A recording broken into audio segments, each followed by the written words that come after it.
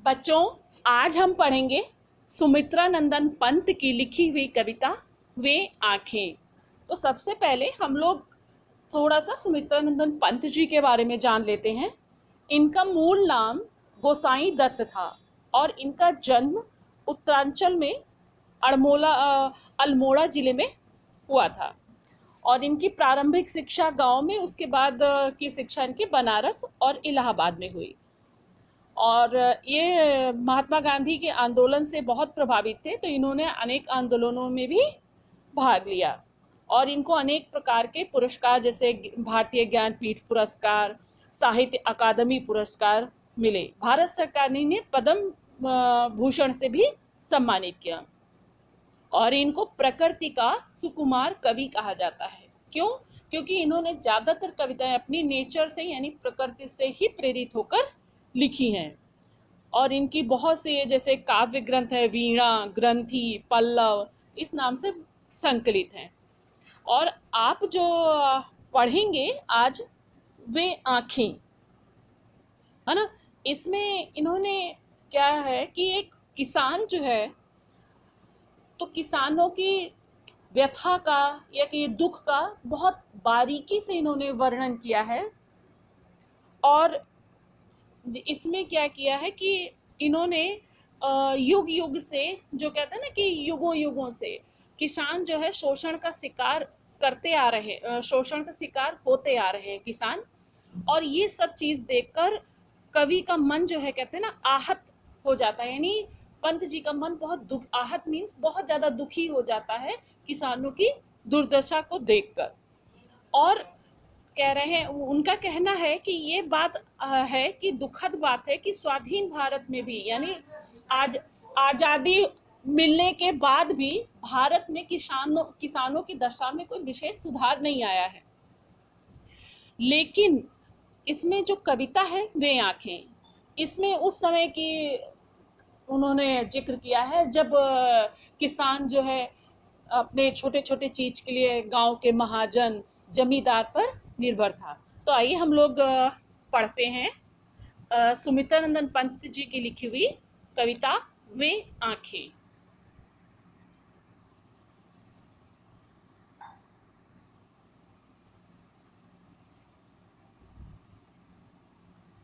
वे आंखें अंधकार की गुहा सरीखी, उन आंखों से डरता है मन, भरा दूर तक उनमें दारुण, दैन्य दुख का नीरव रोदन। इसमें पंत जी ने गुहा जो है शब्द, यहाँ इसका मतलब है गुफा। असरीखी मीन्स समान, और दारुण मीन्स है कठोर या निर्दयी, और दैन्य मीन्स दीनता यानी गरीबी। नीरव, नीरव मतलब शब्द के बिना, जिसमें कोई आवाज ना हो। रोदन मीन्स रोना। तो इसमें कह रहे हैं कि इस कविता में कवि ने भारतीय किसान के भयंकर शोषण और दुर्दशा का वर्णन किया है, या कि ये दयनीय दशा का वर्णन किया है। कवि कह रहा है कि शोषित किसानों के, यानी जो पीड़ित किसान है, उनकी जो है आंखें जो हैं ऐसी लग रही है अंधकार की गुहा सरीखी, यानी जैसे कि गड्ढों में धसी हुई उनकी आंखें अंधेरी गुफा के समान, अंधकार की गुहा यानी अंधेरी गुफा के सरीखी मीन समान दिखती हैं। उन आंखों से डरता है मन, जिससे मन में अज्ञात भय उत्पन्न हो जाता है कि जब हम किसी को इतना दुखी देख रहे हैं तो अपने आप उसको देख के डर लगता है कि हाय राम, इसके साथ क्या हो गया है, ये इतना दुखी क्यों है, कोई भी व्यक्ति हो। लेकिन यहाँ पर बात किसान की हो रही है। तो अंधकार की गुहा सरीखी, उन आंखों से डरता है मन। किसान जो है शोषित है और दयनीय है, और उस इस दयनीय अवस्था के कारण उसकी धसी हुई आंखें अंधेरी गुफा के समान दिखती हैं, और जिससे मन में एक भय उत्पन्न होता है। भरा दूर तक उनमें दारुण, दैन्य दुख का नीरव रोदन।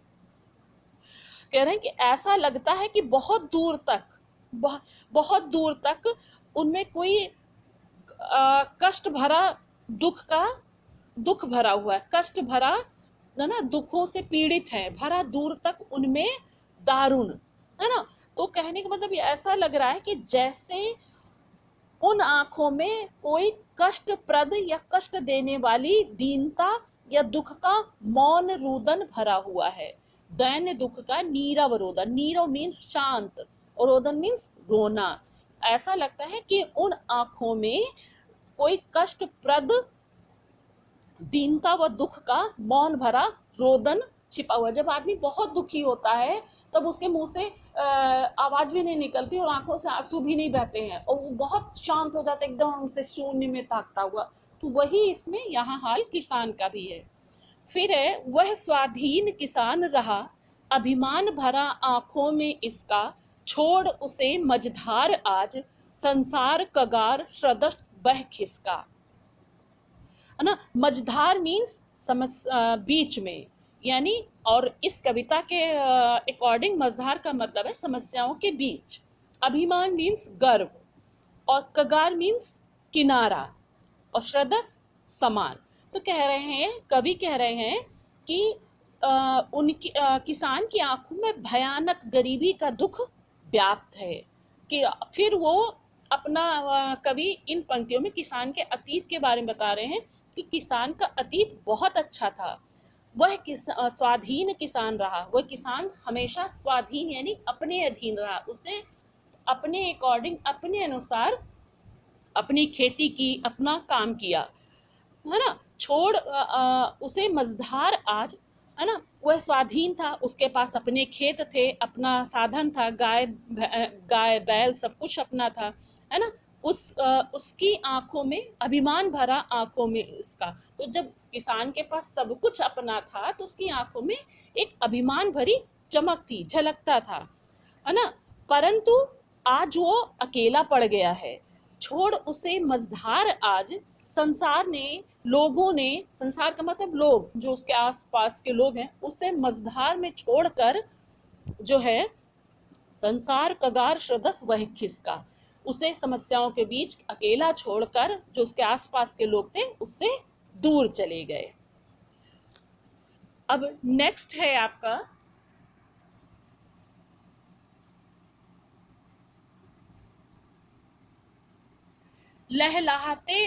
लहराते वे खेत द्रगों में, हुआ बेदखल वह अब जिनसे, हंसती थी उसके जीवन की हरियाली जिसके तृण तृण से।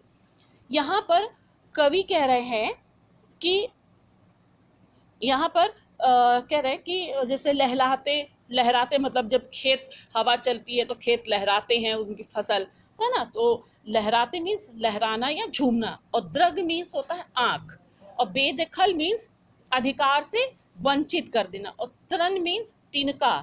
और ठीक है, तो यहाँ पर कवि कह रहे हैं कि किसान अपने अतीत की यानी अपने पास्ट की याद करता है और उसकी आंखों के समक्ष, आंखों के सामने वो उसके हरे भरे खेत लहलाते नजर आते हैं, है ना। जबकि हुआ बेदखल वह अब जिनसे, जबकि अब वर्तमान में वह अपने खेतों से बेदखल कर दिया गया है, उसे उसे अलग कर दिया गया है। अर्थात इसमें भाई किसान लोग क्या होता है, खेती के लिए पैसे लेते हैं, है ना। तो उस समय भाई अब तो बैंकों ने भी लोन वगैरह देना स्टार्ट कर दिया है, सरकार ने बहुत सारी सुविधाएं की हैं, हर चीज़ का मूल्य निर्धारित कर दिया है कि गेहूँ किसान मंडी में जाएगा तो गेहूँ इतने रुपए किलो बिकेगा, आलू इतने रुपए कुंटल बिकेगी। लेकिन उस समय की बात है जब किसान छोटी छोटी चीज़ों के लिए महाजन और जमींदारों पर डिपेंड रहते थे, निर्भर रहते थे। तो यहाँ पर किसान ने ऋण लिया होगा तो वो नहीं चुका पाया, तो महाजन ने यानी जमींदार ने उसका सब कुछ हड़प लिया और उसके अपने ही खेतों से, अपने ही घर से बेदखल कर दिया। तो कह रहे हैं कि अब उसे वह हुआ बेदखल, अब वह जिनसे, अपने खेतों से उसे बेदखल कर दिया गया है, यानी जमींदारों ने उसकी जमीन खेत हड़प लिया है।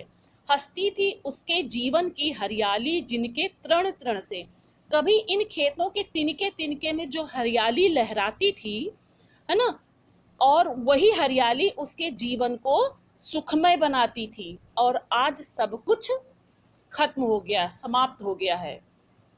आंखों में ही घूमा करता वह उसकी आंख का तारा, कारकुनों की लाठी से जो गया जवानी में ही मारा।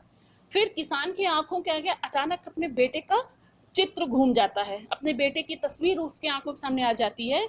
उसे वह दृश्य आंखों में ही घूमा करता, आंखों के सामने उसको अपने बेटे आंखों का तारा, यानी आंखों का तारा बहुत प्रिय होना, उसे अपने बेटे के जो अपने बेटा जो कि उसे बहुत प्यारा था, उसकी तस्वीर अचानक उसकी आंखों के सामने घूम जाती है। कारकुनों की लाठी से जो गया जवानी में ही मारा। और कारकुनों मीन्स है यहाँ पर जमींदार के आदमी, है ना। तो जो कि अपने यंग एज में ही, जवानी में भी जमींदारों के आदमियों के द्वारा मार डाला गया और वो किसान कुछ नहीं कर पाया। फिर यहाँ पर कह रहे हैं कि इसीलिए वो बहुत दुखी है और अपने बेटे की याद करके बहुत दुखी है। हम ये मान सकते हैं कि वो लाठी से क्यों मारा गया, भाई उसने जमींदारों की गलत बात का विरोध किया होगा और इसी विरोध के कारण ही उसके जमींदार के आदमियों ने उसे मार डाला होगा।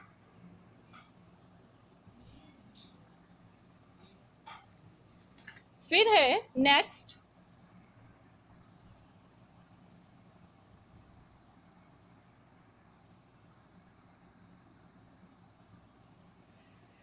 बिका दिया घर द्वार, महाजन ने ना ब्याज की कौड़ी छोड़ी, रह रहे आंखों में चुभती वह कुर्क हुई बरधों की जोड़ी।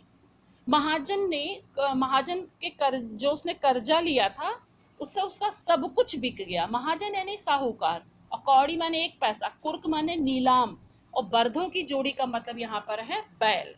तो किसान की जोड़ी ने किसान ने जो उधार लिया था महाजन से, तो उस उधार के कारण महाजन ने उसका घर द्वार सब कुछ जो है दयनीय बिका दिया। यानी यहाँ पर किसान की अत्यंत ही दयनीय दशा का वर्णन किया गया है कि किसान कर्ज में डूब गया। महाजन ने धन व ब्याज की वसूली के लिए किसान की हर एक चीज को नीलाम कर दिया, उसे घर से बेघर कर दिया, यानी उसका घर द्वार, खेत खलियान, जानवर सब बेच दिया, है ना, और उसे बेचकर अपने ऋण की पाई पाई ले ली। अब किसान को रह रहे आंखों में चुभती वह कुर्क हुई बरधों की जोड़ी। बर्ध मीन्स बैल। तो किसान को सबसे ज्यादा पीड़ा जब हुई जब उसे बैलों की जोड़ी को नीलाम कर दिया गया। वह बात आज भी उसको आंखों में चुभती है कि उससे उसके रोजगार का साधन छीन लिया गया। यह बात किसान को बहुत ही ज्यादा दुखी कर देती है। फिर है, उजरी उसके सिवा किसे कब पास दुहाने आने देती, आह आंखों में नाचा करती उजड़ गई जो सुख की खेती। यहाँ पर किसान अपनी दुधारू गाय जिसका नाम उजली था, जिसे वो प्यार से उजरी कहता था, तो है ना, वो क्या कहते हैं कि पास दुहाने आने देती, किसे कब पास दुहाने आने देती, यानी वो गाय जो है किसान के अलावा किसी और को अपने पास दूध दूहने के लिए आने नहीं देती थी। आह आंखों में नाचा करती उजड़ गई जो सुख की खेती। मजबूरी के कारण किसान को अपना घर द्वार, खेत खलिहान सब छोड़ना पड़ा, और अब उसके बैल की जोड़ी और गाय को भी उसे मजबूरी कारण छोड़ना पड़ रहा है। इन सब बातों को याद करके किसान का मन बहुत ज्यादा दुखी हो जाता है कि उसका बेटा मार डाला गया, उसका घर द्वार चला गया, उसके खेत खलिहान चले गए, उसके जानवर चला गया, उसका सब कुछ चला गया। ये सारे दृश्य उसके आहा आंखों में नाचा करती उजड़ गई जो सुख की खेती। उसके सामने, वो आंखों के सामने सारे दृश्य आ जाते हैं। वो याद करता है उन सुख भरे दिनों की कि जब उसके पास सब कुछ उसका अपना था, लेकिन आज सब कुछ चला गया है। अतः वह बहुत ही ज्यादा दुखी और निराश है। फिर है, बिना दवा दर्पण के घरनी। घरनी का मीन्स यहाँ पर है स्त्री, यानी औरत। तो कह रहा है कि बिना दवा दर्पण के, है ना, उसकी जो पत्नी, घरनी यानी पत्नी जो है या स्त्री कहिए, वो बिना दवा दर्पण के, यानी अब यहाँ पर कवि उसकी पारिवारिक स्थिति का वर्णन कर रहा है। कह रहा है कि उसकी पत्नी दवा के अभाव में स्वर्ग चली आंखें आती भर। किसान की पत्नी बीमार थी, उसको दवा नहीं मिली, क्योंकि उसके पास पैसा नहीं था, उसका सब कुछ चला गया था। तो बीमार पत्नी के लिए दवा भी नहीं खरीद सका, और दवा के अभाव में उसकी पत्नी स्वर्ग चली, यानी मर गई। आंखें आती भर, यह सब याद करके किसान की आंखें भर आती हैं कि वह अपनी पत्नी का इलाज भी नहीं करा पाया। यह सोचकर वो बहुत दुखी हो जाता है और उसकी आंखों से आंसू बहने लगते हैं। देख रेख के बिना दुध मुही बिटिया 2 दिन बाद गई मर। और किसान की पत्नी की जब मृत्यु हो जाती है तो उसके बाद उसकी दूध मुही बेटी, यानी बहुत छोटी गोदी में जो बच्चा होता है जो बिल्कुल दूध पे डिपेंड होता है, तो वैसी बच्ची 2 दिन बाद मर गई। क्यों? देख रेख के बिना, छोटी सी बच्ची को देख रेख करने वाला कोई नहीं था किसान के अलावा, तो वो उतने ढंग से नहीं देख पाया, पैसा भी नहीं था जो उसको ढंग से अच्छी देखभाल करे। तो उसके कारण, दो गरीबी के कारण, पैसे कमी कारण उस देखभाल नहीं कर सकता था, उसे दूध वगैरह नहीं दे सकता था। तो इस अभाव में उसकी दुधमुही बेटी भी 2 दिन बाद मर गई। यह सब सोचकर किसान को बहुत दुख होता है और उसके आंखों में आंसू आ जाते हैं।